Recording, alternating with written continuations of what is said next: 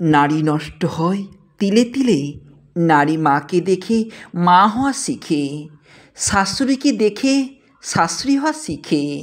কথাগুলো সবার জন্য নয়, এটা সমাজের বিশাল এক অংশ নারীদের জন্য। একটা মেয়ে অনেক স্বপ্ন নিয়ে শ্বশুরবাড়িতে পা রাখে। মেয়েটা নিজের বাবা মা ভাই বোন, নিজের সকল আত্মীয় স্বজনকে ত্যাগ করে আসে তার স্বামীর ঘরে। শুরু থেকেই কোনো মেয়ে শ্বশুরবাড়িতে এসে বেয়াদবি করে না। স্বামী সহ শ্বশুরবাড়ির সবার কাছে তার এতটুকু চাওয়া থাকে, সবাই যেন তাকে একটু আদরে রাখে, তার সঙ্গে সবাই যেন একটু ভালো ব্যবহার করে। একটা মেয়ে যখন বাপের বাড়ি থেকে শ্বশুরবাড়িতে নতুন আসে, সে চায় শ্বশুরবাড়ির সবাইকে মানিয়ে গুছিয়ে রাখতে। আর সেই মেয়েটাও চায় তাকে যেন সবাই একটু ভালোবাসা দেয়। একটা মেয়ের তো শুধু এইটুকুই চাওয়া, আর তো বেশি কিছুই নয়। আর এই আশায় সে নিজেকে উজাড় করে সকলের জন্য খাবার বানায়, ঘর সাজায়, সংসার করে। বাপের বাড়ির সবার কথা ভুলে গিয়ে শ্বশুর বাড়ির সবার কথা মনে রাখে। কে কী খাবে, কার কী দরকার, কার কী প্রয়োজন রয়েছে, সব কিছুই মনে রাখে এবং শ্বশুরবাড়ির সবার সাথে সময় কাটায়।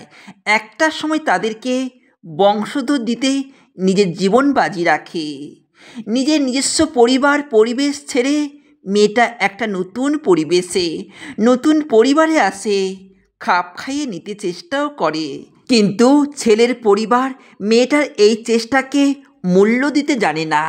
বেশিরভাগ পরিবার শুরু থেকেই বাড়ির বউটাকে অত্যাচার করতে শুরু করে। কাজে কথায় চলাফেরায় উঠতে বসতে ভুল ধরতে শুরু করে। কিছু হলেই মেয়েটার বাড়ির লোকে তুলে কথা শোনায়, অসম্মান করে। একদিন দুদিন 3 দিন তখন মেয়েটা ভাবে হয়তো তারই ভুল, কিন্তু ধীরে ধীরে মেয়েটাও বুঝে যায় আসলে তার ভুল থাকুক বা না থাকুক, তাকে দাবিয়ে রাখার এটা একটা কৌশল। একটা সময় ওই কৌশল মেয়েটাও শিখে যায়। সে তার সকল চেষ্টা শেষ করে দেয়, শুরু করে প্রতিদ্বন্দ্বিতা। নীরবে আর কতই বা সহ্য করবে, শুরু করে প্রতি উত্তর। মেয়েটাও এক সময় শ্বশুর বাড়িতে প্রতিবাদী কণ্ঠে কথা বলা শুরু করে।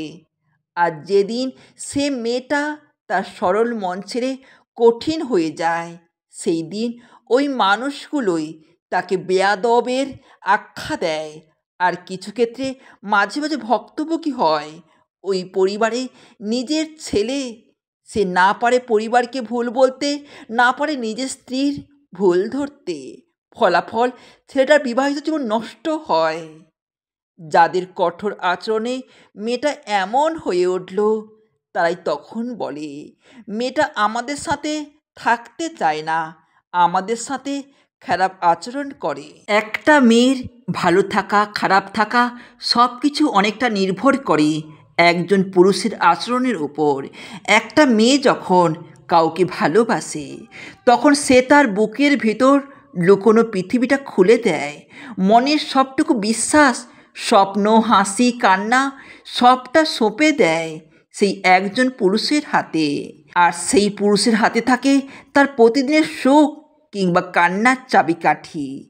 একজন পুরুষ চাইলে তার প্রেমিকাকে রানী করে রাখতে পারে, ভালোবাসায়, সম্মানে এবং যত্নে। চাইলেই সে মেয়েটির চোখে আলো এনে দিতে পারে, যার আলোয় সে নিজেই দীপ্ত হয়ে ওঠে। শুধু একটু কেমন আছো বললে মেয়েটার ভেতরে ঝলমলে একটা দিন শুরু হয়। তার ছোট্ট ছোট আবদারগুলো গুরুত্ব পেলেই সে হয় সবচেয়ে সুখী নারী। কিন্তু সেই একই পুরুষ চাইলে সেই মেয়েটিকে মুহূর্তে ভেঙে ফেলতে পারে।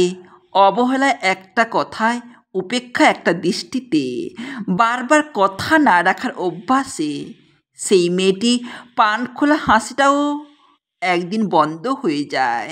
একটা মেয়ে বাইরে থেকে যতই দৃঢ় হোক, তার ভেতরের আবেগটা খুবই কোমল।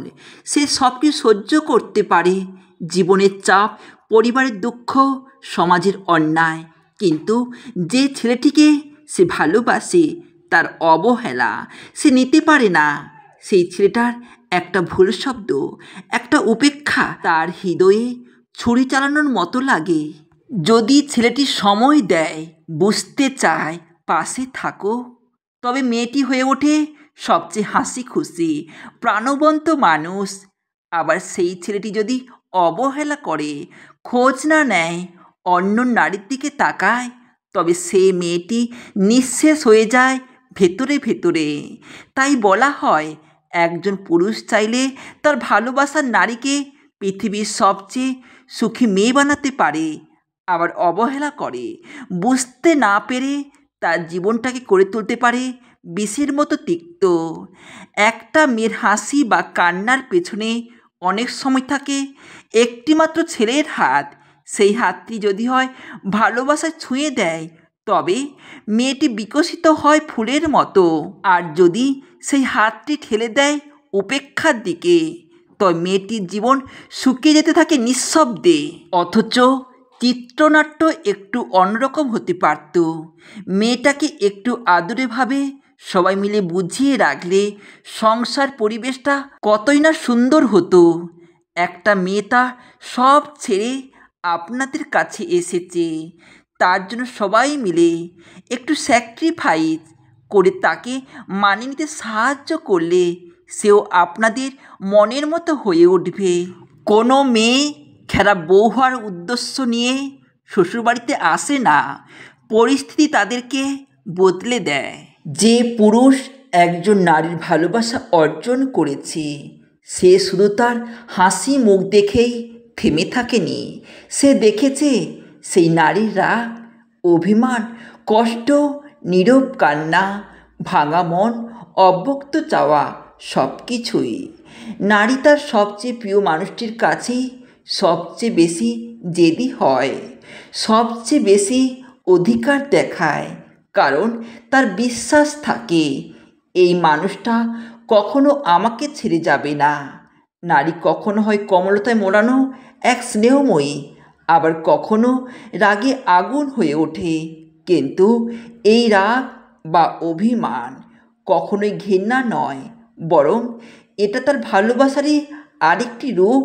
কারণ একজন নারী কখনোই যাকে ভালোবাসে না তার উপর এমন কিছু অনুভব করে না।